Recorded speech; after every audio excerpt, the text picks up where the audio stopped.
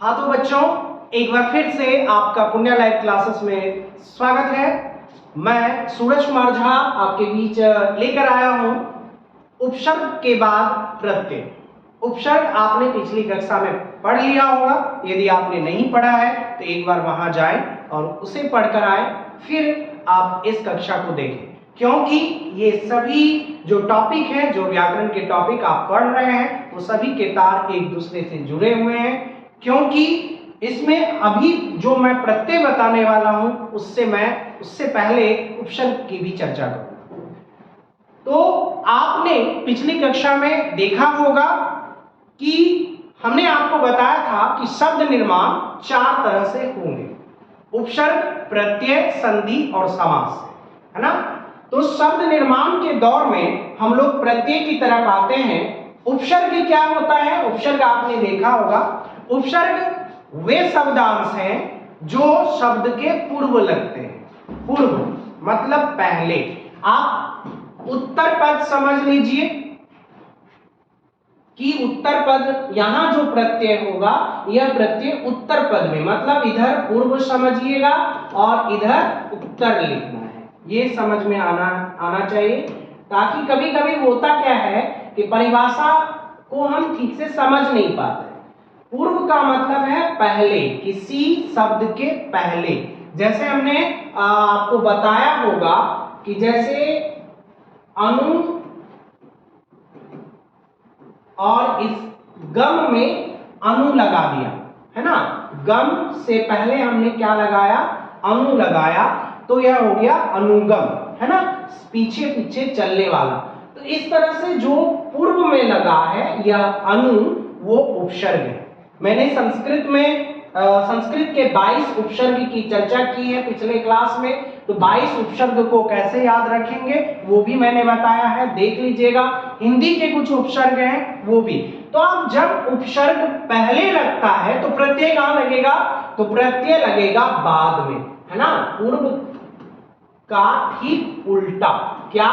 बाद, अर्थात शब्द के बाद में। शब्द जब पूर्ण हो जाता है तो उसके बाद हम किसी चीज को लगाते हैं, कोई शब्दांश लगाते हैं, तो वो हमारा क्या कहलाता है? प्रत्यय कहलाता है। जैसा कि ये परिभाषा आपके सामने है कि प्रत्यय वह शब्दांश है जो किसी धातु या अन्य शब्द के अंत में, अंत या बाद में, ठीक है, जुड़कर शब्द के अर्थ को बदल देता है। अब एक चीज ध्यान रखिएगा कि मैंने उपसर्ग में आपको क्या बताया था? उपसर्ग में यह बताया था कि यदि इस तरह की परिभाषा यदि मिले उपसर्ग के लिए तो वो थोड़ा गलत है। क्योंकि मैंने देखा था कि उपसर्ग की 3 गतियां थी। पहला कि जब कोई उपसर्ग किसी शब्दांश में जुड़ेगा तो उसके शब्द अपरिवर्तित रह जाते हैं, बदलते नहीं, अर्थ अपरिवर्तित रहते हैं। कभी कभी ईषत् परिवर्तन होता है। ईषत् का मतलब होता है थोड़ा सा परिवर्तन हुआ। और तीसरा जो पॉइंट था उसमें था कि पूर्णतः परिवर्तन होता है। तो 3 गतियां थी, लेकिन प्रत्यय की गतियां कुछ अलग ही है ना। इसमें इसलिए अलग है कि इसके जो बाद वाला जो प्रत्यय है वो जब किसी शब्द में जुड़ता है तो वह अर्थ अलग कर देता है। चाहे वो संज्ञा से विशेषण बना दे, विशेषण से संज्ञा कर दे, है ना, और सर्वनाम से विशेषण, या फिर जो कुछ बनाने का है वो बन सकता है। हम लोग देखेंगे, इसको समझेंगे भी। तो क्या परिभाषा हुआ? परिभाषा याद रख लेंगे। अब आपके मन में एक प्रश्न आएगा कि सर परिभाषा क्या पूछा जाता है एग्जाम में? तो मैंने पहले भी आपको कहा है कि पढ़िए, अपने ज्ञान की वृद्धि के लिए परीक्षा में जो आएगा वो आप बना देंगे। आपका यह उद्देश्य होना चाहिए कि हमें कुछ सीखना है और इससे बेहतर सीखना। ऐसी बात नहीं है कि आपने इससे पहले कभी प्रत्यय नहीं सुना होगा, प्रत्यय को पढ़ा नहीं होगा। तो प्रत्यय आपने पहले भी पढ़ा होगा, लेकिन प्रत्यय में क्या क्या चीजें हैं, निहित क्या है, क्या होना चाहिए, क्या नहीं होना चाहिए, वो आप आज ठीक से समझ पाएंगे। जैसे अब एक शब्द है हमारे सामने, उदाहरण के तौर पर हमने रखा है सुगंध। क्या रखा है? सुगंध। और सुगंध में हमने जोड़ दिया इक। तो क्या होगा? इक नहीं, इक के बदले यहां हम लोग लिखेंगे इत, ठीक है, करेक्शन होगा थोड़ा सा।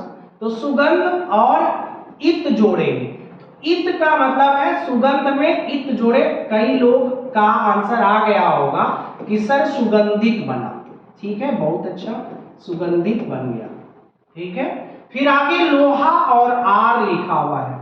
अब बताइए, ये तो सिंपल था कि सुगंध और इत में सुगंधित हो गया, किस, अब यहां लोहा और आर लिखा हुआ है, आर, आर जो है ये प्रत्यय है। अब लोहा और आर जब जोड़ेंगे तो क्या होगा, लोहार नहीं, ये वर्ड गलत हो जाता है। लोहार हम लोग बोलचाल में गांव घर की भाषा में बोल देते हैं कि अच्छा लोहार के पास जाओ, लेकिन वो वास्तव में लोहार नहीं है, लोहार है, ठीक है। तो ये प्रत्यय का कमाल है, जो उसकी पूर्व की मात्रा है उसमें बदलाव। हम कई चीजों को देखेंगे अभी, जैसे लर और आका, तो यहां लराका हो जाएगा। फिर पागल और पन, पागल में पन जोड़ेंगे तो ये सिंपल होगा पागलपन।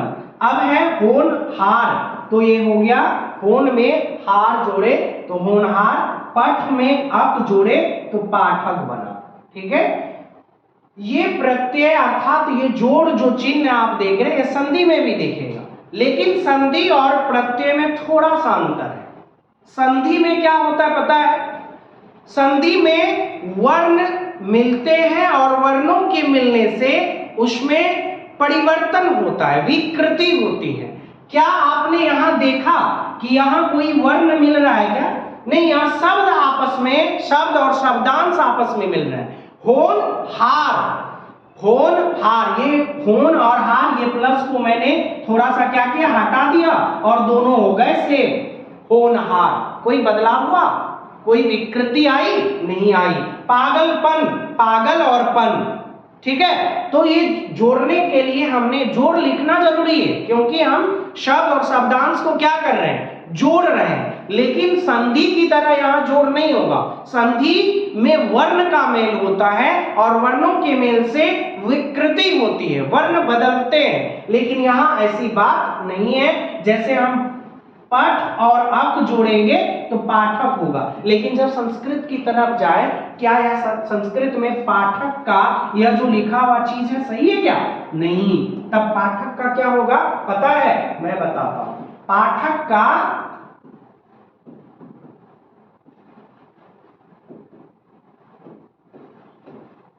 हो जाएगा पाठ, और ये उसमें अक जो है ना, अक जोड़ेंगे, ये दिख रहा होगा, तो पाठ, यहां पठ के बदले वहां होगा पाठ, ठीक है, तब जुड़ेगा वो पाठक, ठीक।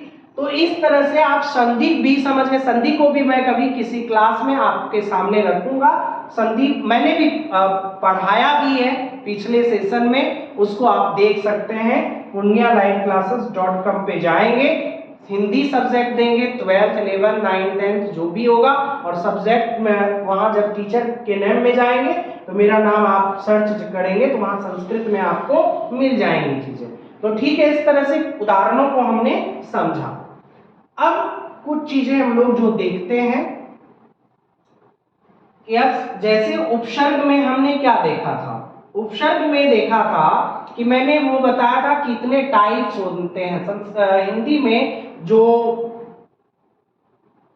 में जो उपसर्ग का प्रयोग किया गया है, कितने उपसर्गों का प्रयोग किया गया है, कौन कौन से उपसर्ग का प्रयोग किया।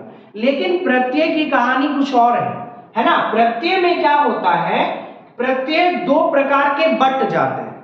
उपसर्ग हर एक शब्द में जुड़ रहे थे, लेकिन यहां जब प्रत्यय अपने अलग अलग चेहते के साथ जुड़ेगा, मतलब जो उसको अच्छा लगेगा, जैसे यहां एक चीज यहां रखा हुआ है कि क्रिया तथा दूसरे शब्द, दो तरह की हम चीजों को रखते हैं, धातु और उसके बाद रख देते हैं संज्ञा और सर्वनाम, ठीक है, ओके। पहला हो गया धातु और दूसरा हो गया संज्ञा और सर्वनाम। शब्दों को हम दो तरह से यहां बांटने का काम करेंगे। धातु संस्कृत के शब्द हैं। धातु आपने पठ, उसके बाद लिख, गम, इस तरह से आपने पढ़ा होगा। तो ये धातु हो गया, मतलब क्रिया के जो मूल रूप होंगे उसको धातु कहेंगे। और क्रिया के अलावा अब क्या हो जाता है, संज्ञा और सर्वनाम।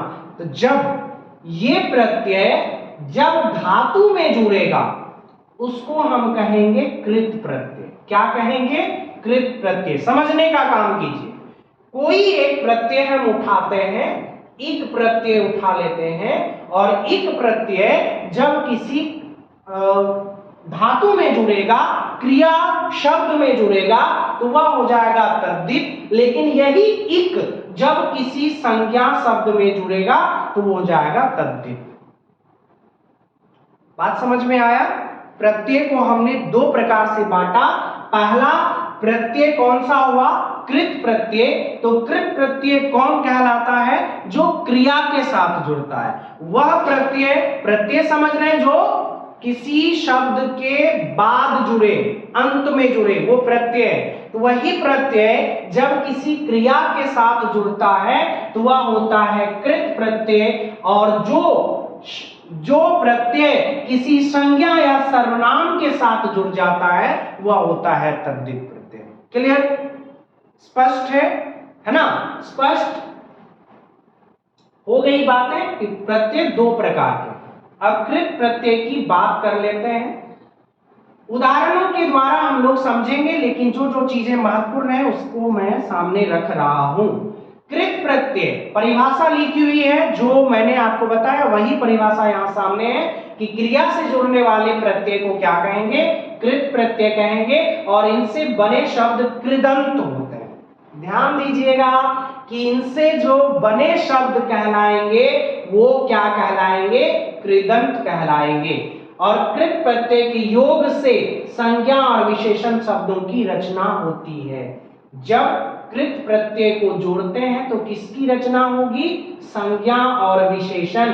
और इसी संज्ञा और विशेषण में जब कोई प्रत्यय और जोड़ देंगे तो वह बन जाएगा क्या, तद्धित प्रत्यय। तब वो तद्धित प्रत्यय कहलाता है।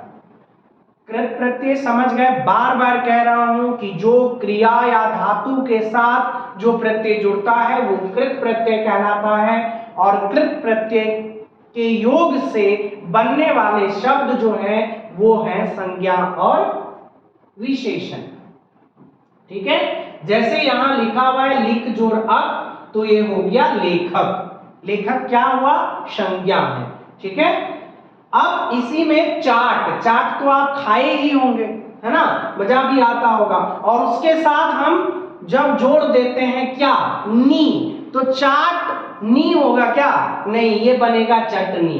ठीक है, तो इस तरह से ये जो प्रत्यय आपका जुड़ा, ये प्रत्यय हमारा बनाया संज्ञा। क्या बनाया, संज्ञा। संज्ञा जानते हैं ना, किसी व्यक्ति, वस्तु, स्थान या भाव के नाम को संज्ञा कहेंगे। विशेषण क्या हो जाएगा भाई, विशेषण होगा जो संज्ञा और सर्वनाम की विशेषता बतलाता है। किसी एक विशेषण की चर्चा कर लो, क्या, कोई एक विशेषण बताओ। विशेषण होगा, जैसे हम लोग बोलते हैं सरल। ठीक है, ये सरल क्या है, अच्छा चलो पहले इसको देख लेते हैं, इसको समझना जरूरी है। कर्तृवाचक और कृत प्रत्यय जो है, अब ये कृत प्रत्यय को हमने चार भाग में बांटा है। उदाहरणों के द्वारा ठीक से समझेंगे, बीच में उदाहरण लाएंगे तो हमारी कक्षा बड़ी हो जाएगी। इसको थोड़ा शॉर्ट करते हैं। कृत प्रत्यय जो होगा, कृत प्रत्यय को हम लोग यहाँ चार भाग में बांट देते हैं। कर्तृवाचक, कर्मवाचक, करणवाचक और भाववाचक। ठीक है, कर्तृवाचक कर्ता, जिस शब्द से किसी के कार्य करने वाला का पता चले वो कर्तृवाचक प्रत्यय होगा। कर्मवाचक में क्या होगा कि जिस शब्द से कर्म का बोध हो, मतलब कर्म के साथ यदि कोई प्रत्यय जुड़ रहा है तो वो कर्मवाचक कृत प्रत्यय होगा। यदि कोई शब्द या शब्दांश किसके साथ जुड़ रहा है, करणवाचक, करण से जुड़ रहा है तो करणवाचक कृत प्रत्यय होगा। और कोई प्रत्यय यदि भाव के साथ जुड़ रहा है तो वह होगा भाववाचक कृत प्रत्यय। अब यहाँ ये जो कारक, हमने तीन कारक की चर्चा की, कर्ता, कर्म और करण। इसके लिए आपको एक अलग वीडियो में कारक पढ़ा दिया है मैंने, उसे आप वहां जाकर देखिए। इसलिए मैंने बताया कि हर टॉपिक को पढ़ना अनिवार्य है। अब मैंने कर्तृवाचक बोला तो आपको लगेगा भाई ये कर्तृवाचक क्या है, तो शॉर्ट में मैंने बताया कि जो कर्ता के साथ जो प्रत्यय जुड़ेगा वो कर्तृ, जो कर्म के साथ जुड़ेगा वो कर्म, और जो करण के साथ प्रत्यय जुड़ेगा वो करणवाचक कृत प्रत्यय, और उसके बाद जो भाव के साथ जुड़ता है वो भाववाचक कृत प्रत्यय। क्लियर? अब जो दूसरा नंबर था तद्धित प्रत्यय, तद्धित प्रत्यय की भी परिभाषा जान लेंगे। धातुओं को छोड़कर मतलब क्रियाओं को छोड़कर अन्य दूसरे से, मैंने सिंपल बताया संज्ञा और सर्वनाम, ये दो चीज है, इससे जुड़ने वाले जो होंगे वो तद्धित कहलाएंगे, है ना। इनसे बने शब्द जो होंगे वो तद्धितांत कहलाएंगे। जो क्रियाकर्ता के साथ जुड़ता है वो कृदंत, और जो संज्ञा और सर्वनाम के साथ जुड़ता है वो तद्धितांत। ठीक है। कृत प्रत्यय और तद्धित प्रत्यय में मूल अंतर यहाँ बता दिया गया है कि कृत प्रत्यय किसके साथ, सिर्फ, यहाँ सिर्फ लगा हुआ है, सिर्फ मतलब केवल, ओनली, है ना, किसके साथ, धातुओं के साथ, और तद्धित प्रत्यय जो जुड़ेगा वो संज्ञा और विशेषण आदि शब्दों में लगते हैं। अब जैसे एक उदाहरण यहाँ रखा गया है कि राष्ट्र के साथ ईए जुड़े हैं, राष्ट्र के साथ क्या जोड़ा गया है, ईए, तो क्या बना, राष्ट्रीय। राष्ट्र हो गया नेशन, और उसी के साथ हम लोग बोलते हैं ईए जोड़ देते हैं तो हो जाता है राष्ट्रीय। पीछे और पीछे में ला जोड़ेंगे तो क्या हो जाएगा, पिछला। कृत प्रत्यय के प्रकार बताए थे, तद्धित प्रत्यय के भी प्रकार यहाँ लिखा हुआ है। संज्ञा से संज्ञा, फिर विशेषण से संज्ञा, संज्ञा से विशेषण, और क्रिया विशेषण से विशेषण। मतलब हर जगह आप लोग ज्यादा से ज्यादा आप देखोगे कि विशेषण का ज्यादा काम होगा। कुछ उदाहरण देखते हैं, उदाहरणों से ज्यादातर चीजें स्पष्ट हो पाती हैं। अब जैसे देखो सुंदर और ता, सुंदर क्या हुआ, विशेषण है, और हमने यहां क्या लगाया, क्या जोड़ा, ता प्रत्यय जोड़ दिया, तो ता प्रत्यय जो जोड़ा तो यह बन गया सुंदरता। ठीक है। मतलब अब जो ये तद्धितांत था, तद्धितांत में हमने क्या देखा था कि विशेषण से संज्ञा बनता था या संज्ञा से विशेषण बनता है, तो ये जो, और यहां भाववाचक संज्ञा भी बनेगा। ठीक है। तो ये सुंदरता बना, फिर राजा में ई जोड़े तो राजा, है ना, तो राजाई हो सकता है। ठीक है। फिर पागलपन, ये तो हम देख लिए। ये कुछ चीजें हैं स्पष्ट करने के लिए, जैसे कभी कभी ना कई सारी गलतियां हो जाती हैं। सप्ताह लिखते हैं हम लोग, सप्ताह में जब इक जोड़ेंगे तो क्या क्या क्या होगा, कोई बच्चे कहेंगे कि सर साप्ताहिक होगा, साप्ताहिक। लेकिन बच्चा ये जो चीज आपने लिखा या जो लिखवाया वो क्या है, गलत है। तब क्या कहेंगे, तब क्या होगा, तो ध्यान रखिएगा कि जब एक प्रत्यय जुड़े और अकारांत शब्द रहे तो ये बदल जाता है या बन जाता है साप्ताहिक। ठीक उसी तरह से इसका एक उदाहरण आपके सामने यहाँ रखा हुआ है कि समाज, समाज था, उसके साथ हमने क्या जोड़ा, इक जोड़ा, तो क्या बन गया, सामाजिक। ठीक है। अब ये कुछ और प्रत्यय जैसे अक्कर, है ना, घूम के साथ अक्कर जोड़ेंगे तो घुमक्कर हो जाएगा, भूलना के साथ अक्कर जोड़ेंगे तो भुलक्कर हो जाएगा, है ना।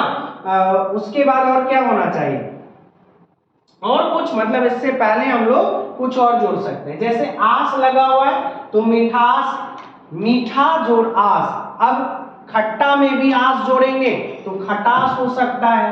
ठीक है। अब यहाँ टिक में आऊ जोड़ा है हमने, क्या हुआ, ये टिकाऊ हो गया। बिक में आऊ जोड़ा है, बिकाऊ हो गया। ठीक। अब ये कुछ जो है दार, है ना, जैसे हम लोग दार, लेनदार है, फिर दार से पहले हम फल लगा दें तो क्या हो जाएगा, फलदार हो जाएगा। जैसे दार के पहले दम लगा दे क्या हो जाएगा, दमदार हो जाएगा, है ना। तो इस तरह से अर्थ बदलेंगे, दमदार। ठीक है, अब इया लगाया, इया का भी कई तरह से प्रयोग हो जाता है, जैसे घट में जोड़ा हमने इया तो ये हो गया घटिया। ठीक है, अब जैसे छड़ में जोड़ेंगे इया तो हो जाएगा छड़िया। ठीक है, इस तरह से ये शब्द का निर्माण हुआ। अब वाला, ये वाला भी कई तरह से कई शब्दों में हम लोग प्रयोग करते हैं, जैसे गाड़ी वाला। ठीक है, उसके बाद दूध वाला, अखबार वाला, मतलब जो हम सामान्य जीवन में भी प्रयोग करते हैं उस शब्द का। ठीक, अब जैसे वान एक शब्द है, वान है ना, वान। अब इसके आगे, इससे पहले हम क्या जोड़े, बल जोड़ दें, बलवान हो जाएगा। अब इसके आगे धन जोड़ दें तो धनवान हो जाएगा। ठीक है, इसके आगे ज्ञान जोड़ दें तो ज्ञानवान हो जाएगा। इस तरह से हम कई शब्दों का, ये मैंने जो ये कुछ उदाहरण आपके सामने प्रस्तुत किए हैं, इस उदाहरणों में ये जो बाद वाला है यही है प्रत्यय, और से एक दो नहीं कई सारे शब्द बन सकते हैं, शब्द का निर्माण किया जा सकता है। जैसे दया के साथ लू जोड़ा, दयालु हो गया। तो ठीक इसी तरह से कृपा में जोड़ दो लू तो क्या हो जाएगा, कृपालु हो जाएगा। ठीक है, ऐसे कुछ और से सारे शब्द थे।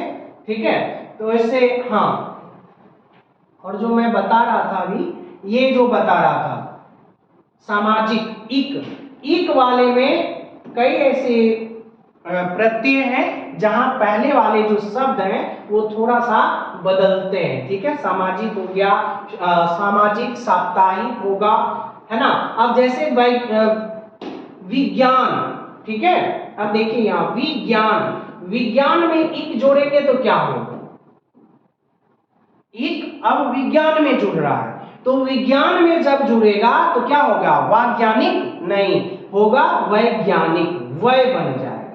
तो ये कुछ सूत्र हैं जिसको याद रखिएगा कि मतलब जब ई से पहले, ई जिसमें जुड़ रहा है तो इसके पहले वाले शब्द को जोड़ना है। स्टार्टिंग वो क्या करता है, यहाँ स्टार्टिंग ह्रस्व ई से, तो ह्रस्व ई परिवर्तित हो जाएगा ऐकार में, अ वाला है तो वो आकार में परिवर्तित होगा। समाज था तो सामाजिक, वी है तो वै, है ना। तो इस तरह से इक वाले प्रत्यय में ज्यादातर, और ऐसे ही प्रश्न ज्यादातर पूछे जाते हैं। मैं आपको एक होमवर्क दे रहा हूं, आप अपने विद्यालय में गर्मी छुट्टी के बाद दिखाइएगा। इक से बनने वाले आप 20 शब्द, इक प्रत्यय से बनने वाले 20 शब्द को ढूंढें और उसे लिखकर विद्यालय में ले जाएं। तो ये था हमारा आज प्रत्यय। उपसर्ग हमने पहले भी पढ़ा दिया। प्रत्यय जो है किसी के बाद में जुड़ता है। प्रत्यय दो प्रकार के हो जाते हैं, एक क्रिया के साथ जुड़ने वाला और एक क्रिया के अलावा जुड़ने वाला। क्रिया के साथ जो जुड़ता है उसको कृत प्रत्यय कहते हैं, और जो संज्ञा या सर्वनाम के साथ जुड़ता है उसको तद्धित प्रत्यय कहते हैं। कृत प्रत्यय वाला शब्द कृदंत क्या कहलाता है, कृदंत कहलाता है, और तद्धित वाले शब्द क्या कहलाते हैं, तद्धितांत कहलाते हैं। कृदंत जो है, कृत प्रत्यय जो है वो चार प्रकार का मैंने बताया, कर्तृ, कर्म, करण और भाव। ठीक, तद्धितांत में चार तरह से हो जाता है। संज्ञा से संज्ञा ही शब्द बनता है, विशेषण से संज्ञा बन सकते हैं, संज्ञा से विशेषण बनता है, और क्रिया विशेषण से विशेषण बनता है। इस तरह के कुछ उदाहरण भी मैंने समझा दिया। अब इन उदाहरणों से, इन प्रत्ययों से आप कम से कम 2-3 शब्द बनाइए, रिवीजन करेंगे तो ही आपका जो ज्ञान है, आपके अंदर जो ज्ञान है वो विस्तृत हो पाएगा, डेवलप हो पाएगा। मिलते हैं किसी अन्य टॉपिक के साथ, तब तक के लिए आपका धन्यवाद।